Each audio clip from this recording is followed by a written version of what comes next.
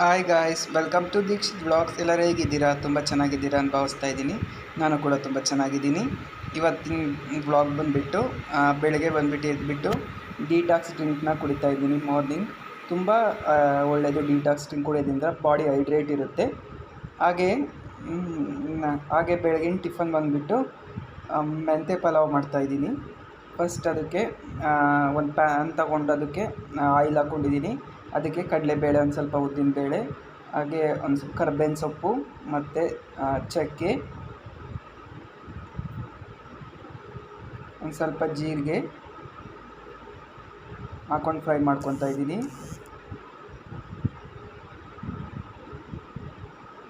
ಒಂದು ಸ್ವಲ್ಪ ಈರುಳ್ಳಿ ಮತ್ತು ಮೆಣಸಿನ್ಕಾಯಿ ಕೂಡ ಹಾಕ್ಕೊತಾ ಇದ್ದೀನಿ. ಒಂದು ಈರುಳ್ಳಿ, ಒಂದು ಖಾರ ಎಷ್ಟಾಗುತ್ತೋ ಅಷ್ಟು ಮೆಣಸಿನ್ಕಾಯಿ ಹಾಕ್ಕೊಳ್ಳಿ.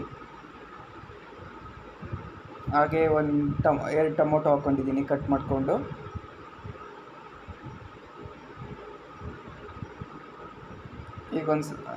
ಈಗ ಅದಕ್ಕೆ ಮೆಂತ್ಯ ಸೊಪ್ಪು ಕೂಡ ಕಟ್ ಮಾಡಿ ಇಟ್ಕೊಂಡಿದ್ದೆ, ಅದನ್ನು ಕೂಡ ಹಾಕ್ಕೊಂಡಿದ್ದೀನಿ. ಈಗ ಅದಕ್ಕೆ ಒಂದು ಸ್ವಲ್ಪ ಕಾಯಿ ತುರಿ ಹಾಕ್ಕೊತಾ ಇದ್ದೀನಿ.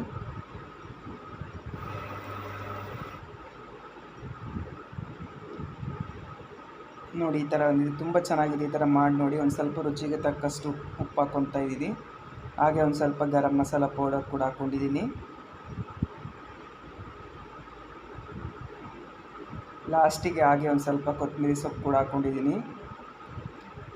ಇದು ಯಾವಾಗಲೂ ನೋಡಿ ಈ ಥರ ಮಾಡಬೇಕಾದ್ರೆ ಒಂದು ಸ್ವಲ್ಪ ಅದು ಕುದಿ ಬಂದಮೇಲೆ ಮುಚ್ಚಿ, ಆಗ ಅದು ಸೆಟಲ್ ಆಗಿರಲ್ಲ. ಈ ಥರ ಬಂತು ನೋಡಿ, ತುಂಬ ಚೆನ್ನಾಗಿತ್ತು ಟೇಸ್ಟ್ ಮಾತ್ರ.